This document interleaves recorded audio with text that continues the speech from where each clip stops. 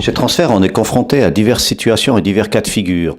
Il y a des situations où on a peu d'influence ou pas d'influence. Ces situations, c'est par exemple quand l'entreprise décide de développer des projets d'économie. C'est une décision de l'entreprise, on peut faire peu de choses. Ou bien l'autre situation, c'est quand l'entreprise décide d'une stratégie. Et là, on a aussi peu de marge de manœuvre, on peut faire peu de choses. Mais quand même, dans ces cas-là, ce qu'on peut faire, c'est que dans le cadre des projets d'économie, on peut accompagner. C'est-à-dire que bien évidemment, quand on fait des projets d'économie, c'est le personnel qui paye. Et nous, on est là pour essayer de soutenir le personnel, notamment dans le cadre du droit de participation. Et c'est là qu'on intervient.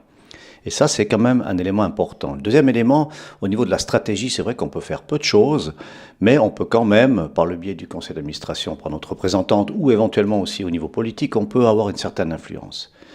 Et puis par rapport à ces projets-là, bien évidemment, le travail que nos membres font, ou que nos représentants, ou que nos secrétaires font, c'est soutenir les membres. Chaque fois qu'il y a des besoins de conseils, besoin d'un renseignement, besoin d'un soutien, nos secrétaires sont là, et ça c'est primordial dans un cas de figure comme ça.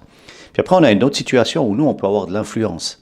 Et cette situation, c'est par exemple dans les négociations de la convention collective, ou bien par exemple négociations salariales. Alors dans ces cas, on a une influence directe. Et puis on voit, en tout cas les derniers résultats le montrent clairement, qu'on a eu des résultats très positifs. Par exemple, les négociations salariales, ça fait 5 ans que le personnel n'a plus d'augmentation générale de salaire. Alors on a obtenu ça cette année, bien évidemment avec des exceptions, mais c'est un pas important qu'on a franchi, et je pense que ça c'était un signal très fort qu'on devait donner à Swisscom, mais aussi au personnel, c'est-à-dire que le travail que vous faites, il mérite une récompense, et pas seulement en partie par des augmentations individuelles qu'on peut difficilement maîtriser ou qui sont difficilement transparentes. Ça, c'est un élément essentiel. Et puis, la grande victoire qu'on a obtenue, je dirais, c'est les résultats de cette convention collective qui est vraiment assez exceptionnelle, puisque quand on regarde avec l'augmentation d'une semaine du congé maternité, 18 semaines, le congé paternité de 15 jours avec un mois de congé non payé à disposition des collaborateurs, le droit de ne pas être atteignable en dehors des heures de travail, c'est des éléments extrêmement importants. Les 5 jours de formation, le droit à la protection des données, tous ces éléments-là et d'autres font que c'est, je pense, une des meilleures conventions collectives. Et notre objectif, au départ, c'était d'avoir une convention qui était meilleure que l'actuelle. Et cet objectif, il est atteint. Donc ça veut dire quoi? Ça veut dire que dans ces deux cas de figure, où on peut maîtriser les choses et où on peut difficilement maîtriser les choses, Transfert est toujours là. Il peut toujours faire quelque chose pour soutenir les membres. Et ça, c'est un message essentiel.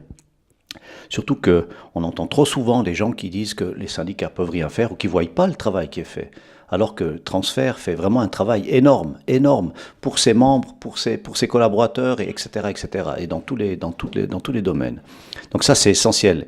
Et si on veut être fort, bien évidemment, on doit avoir des membres. On doit avoir plus de membres.